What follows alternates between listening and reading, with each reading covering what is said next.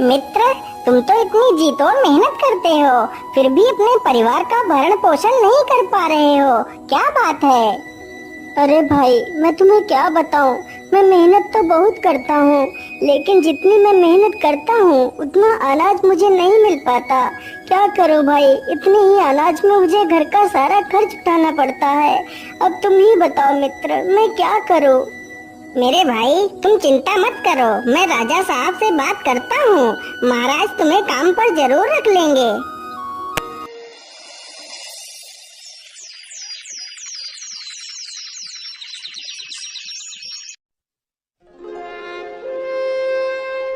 अगले ही दिन पन्ना लाल राजा से बात करता है।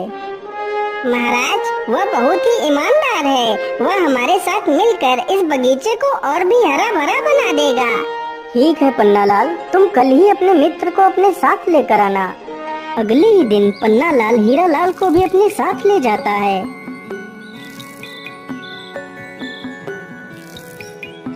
हीरा लाल, तुम्हें अपने मित्र के साथ मिलकर इस बगीचे की देखभाल करनी है। यदि तुम यहाँ पर ईमानदारी से काम करोगे तो जल्दी ही तुम्हारी पगार बढ़ा दी जाएगी। मैं तुम्हें हर महीने 40 सोने की मोहरें दूंगा। ठीक है महाराज, मैं पूरी ईमानदारी से आपका काम करूँगा। महाराज, आपका बहुत बहुत धन्यवाद जो आपने मुझे इस काबिल समझा।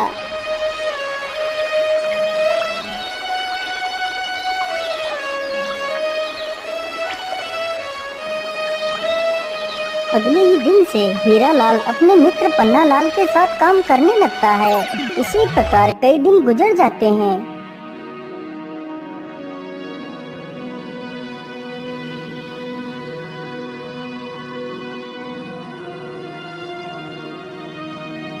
अरे पन्ना लाल, आज तुम्हें क्या हुआ? क्या आज तुम राजमहल नहीं जाओगे? अरे भाई, मैं तुम्हें क्या बताऊं, आज तुम अकेले ही चले जाओ। आज मेरी तबीयत कुछ ठीक नहीं लग रही है। महाराज को कह देना कि मैं आज नहीं आ सकता। हीरा लाल अकेले ही जाता है और बगीचे में काम करने लगता है।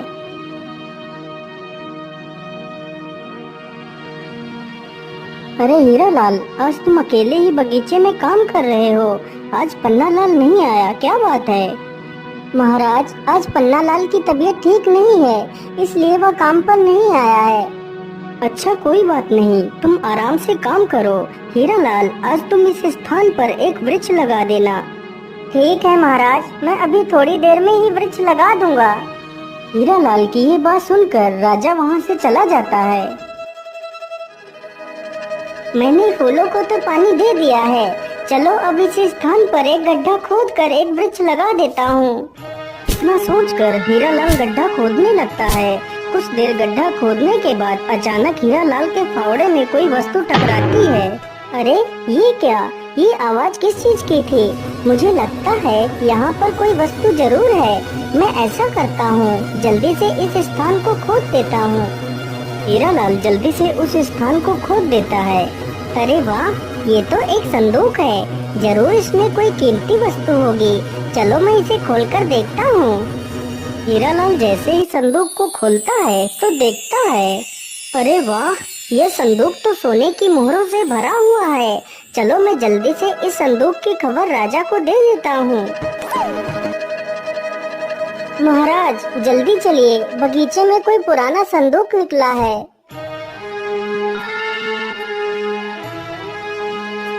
अरे वाह हीरालाल, यह संदूक तो मेरे पुरखों का है। इस संदूक को तो मैं कितने वर्षों से ढूंढ रहा था, लेकिन मुझे यह संदूक नहीं मिला और आज तुमने इस संदूक को ढूंढ लिया। मैं तुमसे बहुत प्रसन्न हुआ। आज तुमने अपनी ईमानदारी का खरा सबूत दिया है हीरालाल, इसलिए मैं तुम्हें कुछ इनाम देना चाहता हूँ। मांगो हीरालाल, तुम्हें क्या इनाम चाहिए? महाराज, ईश्वर की कृपा से मुझे और मेरे परिवार को 2 वक्त का खाना तो मिल ही जाता है। मैं जितना भी कमाता हूँ उतने में ही खुश हूँ। और महाराज, यह खजाना तो आपके पूर्वजों का ही था, इसलिए इस खजाने पर तो सिर्फ आपका ही अधिकार है।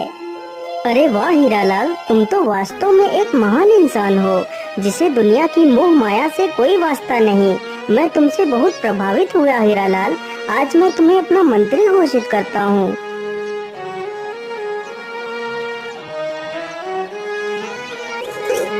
अगले ही दिन से हीरालाल मंत्री बन जाता है।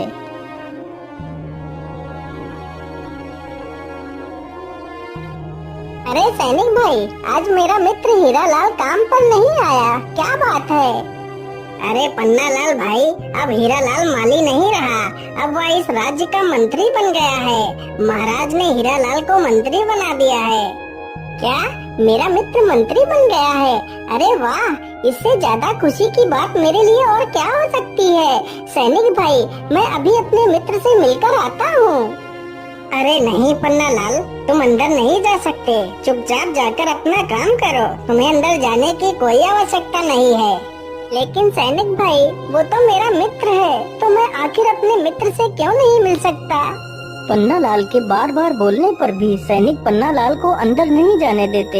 यह देखकर पन्नालाल बड़ा दुखी हो जाता है और वहाँ से वापस बगीचे में चला जाता है, लेकिन उसका मन हीरालाल के बिना नहीं लग रहा था। सैनिकों, जाओ और मंत्री जी को उनके घर छोड़ कर आओ। राजा का आदेश होते ही सैनिक हीरालाल को रथ पर बिठा लेते हैं। तभी उसका मित्र पन्नालाल आ जाता है। अरे भाई, तुम तो मंत्री बन गए हो, तुम्हें मंत्री बनने पर मेरी तरफ से ढेर सारी शुभकामनाएं। मित्र, यदि तुम बुरा ना मानो तो मैं भी तुम्हारे साथ ही चलना चाहता हूँ। नहीं पन्नालाल, आप मंत्री जी के साथ नहीं जा सकते, यह रथ सिर्फ महाराज और मंत्री के लिए है, इस रथ पर तुम नहीं बैठ सकते। ये बात सुनकर पन्नालाल और भी ज्यादा दुखी हो जाता है। पन्नालाल को दुखी देखकर हीरालाल भी दुखी हो जाता है। सैनिक तुरंत ही हीरालाल को वहाँ से लेकर चले जाते हैं।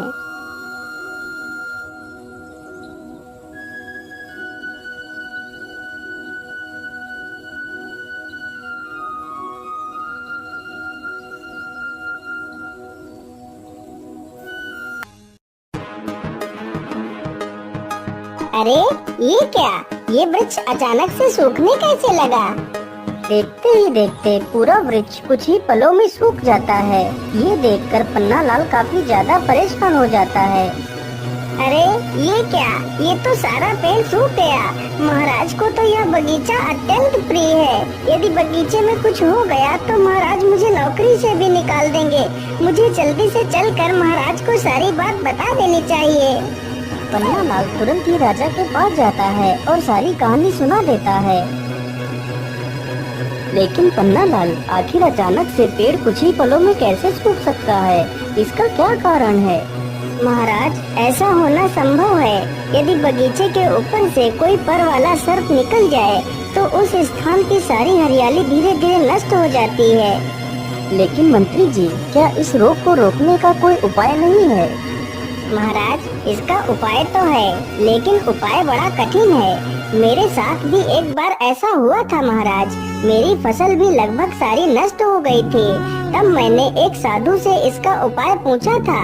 महाराज, काली कंजा वन में एक जादुई बोलने वाला पेड़ है, यदि उसकी पत्तियां मिल जाएं, तो उन पत्तियों का रस पानी में मिलाकर पौधों पर डालने से हमारा बगीचा पहले की तरह हरा भरा हो जाएगा। तो फिर ठीक है पन्नालाल, तुम जाओ और उस पेड़ की पत्तियां लेकर आओ। क्षमा कीजिए महाराज, लेकिन उस पेड़ से पत्तियां लाना सबके बस की बात नहीं है। वह वृक्ष पहले पहेलियां पूछता है, फिर अपनी पत्तियां देता है। तो इसमें और भी अच्छी बात है, आखिर मैं भी देखूं पन्नालाल कितना बुद्धिमान है। महाराज, यदि आपकी आज्ञा हो तो मैं भी पन्नालाल के साथ जाना चाहता हूँ। नहीं मंत्री जी, यह छोटे मोटे कार्य तो हमारे नौकर भी कर सकते हैं, तुम्हें वहाँ जाने की कोई आवश्यकता नहीं। राजा इतना कहकर पन्नालाल को अकेले ही पत्तियां लेने के लिए भेज देता है, लेकिन हीरालाल अपने मित्र के लिए बहुत ही चिंतित था। पन्नालाल उस पेड़ को ढूंढते ढूंढते उसी काली कंजा वन में पहुंच जाता है।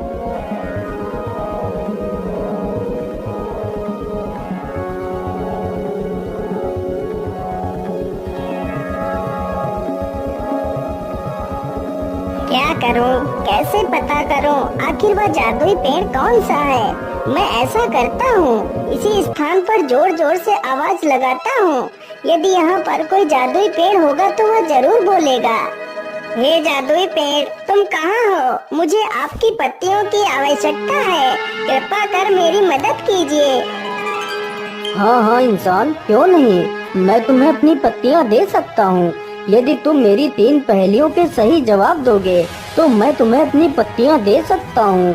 लेकिन याद रहे, यदि तुमने मेरी पहेलियों के गलत जवाब दिए तो मैं तुम्हें हमेशा के लिए बंदी बना लूँगा।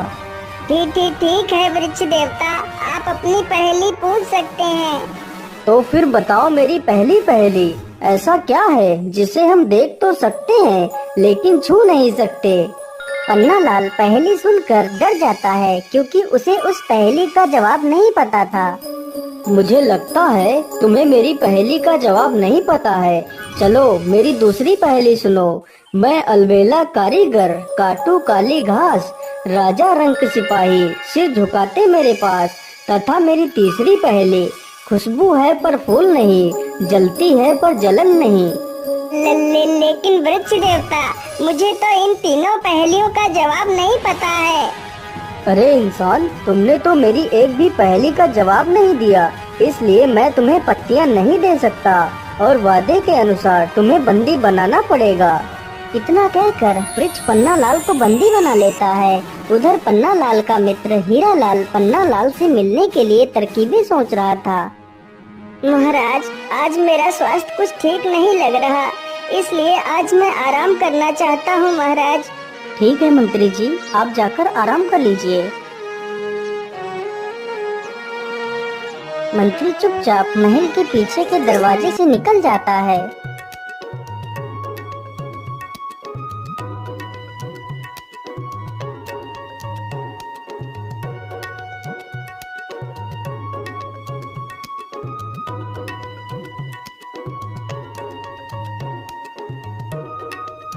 हीरा लाल उसी जादुई पेड़ के पास पहुंचकर देखता है कि उसका मित्र पेड़ पर ही बंदी बनकर एक पिंजरे में बंद है।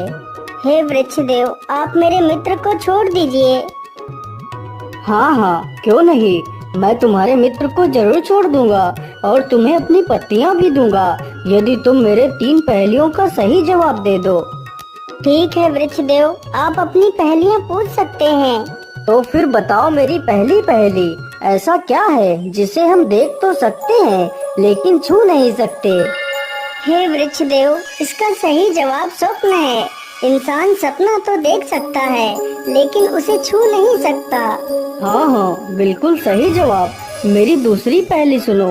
मैं अलबेला कारीगर, काटू काली घास, राजा रंक सिपाही, सिर झुकाते मेरे पास। हे वृक्ष देव, इसका सही जवाब नाई है। नाई के पास हर किसी को अपना सिर झुकाकर ही बाल कटवाने पड़ते हैं। अरे वाह, तुम तो कितने बुद्धिमान हो।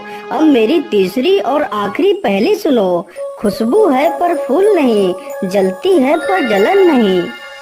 हे वृक्ष देव, इसका सही जवाब अगरबत्ती है।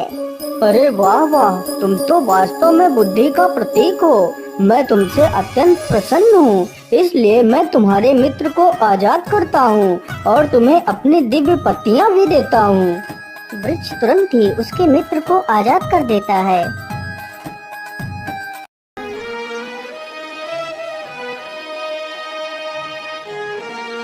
हीरा लाल अपने मित्र पन्ना लाल को अपने गले से लगा लेता है।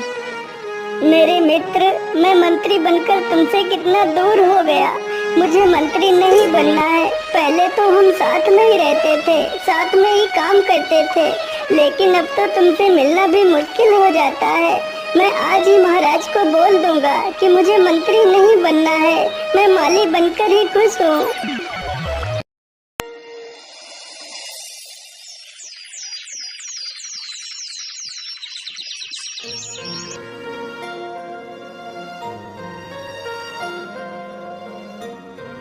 लेकिन मंत्री जी, आप मंत्री क्यों नहीं बनना चाहते? इस पद के लिए तो लोग पागल हो जाते हैं, लेकिन तुम ऐसा क्यों करना चाहते हो? महाराज, मैं मंत्री बनकर अपने मित्र को खोना नहीं चाहता। यदि मैं आज उस वृक्ष के पास नहीं जाता तो मेरा मित्र वापस लौटकर कभी नहीं आ पाता। मैं मंत्री बनकर अपने मित्र से पूरी तरह अलग हो चुका हूँ। अब मैं अपने मित्र को नहीं खोना चाहता, इसलिए मैं मंत्री नहीं बनना चाहता महाराज। मुझे एक माली बनकर ही रहना है। हीरा लाल की ये सारी बातें सुनकर राजा भी भावुक हो जाता है। वाह हीरा लाल वाह, तुम तो नाम के ही नहीं, बल्कि सच में एक हीरे हो। मैं तुम्हारी मित्रता को प्रणाम करता हूँ। आज से तुम हमेशा अपने मित्र के साथ ही रहोगे। इस प्रकार हीरालाल और पन्नालाल फिर से दोनों साथ में ही काम करने लगते हैं। हेलो गाइस, तो कैसे हैं आप लोग? I hope you are fine. तो गाइस, कैसा लगा हमारा वीडियो? अगर वीडियो पसंद आया हो तो लाइक करें, चैनल को सब्सक्राइब करें एंड बेल आइकन प्रेस को ऑल पर सिलेक्ट करें ताकि आप हमारा कोई भी नया वीडियो मिस ना करें।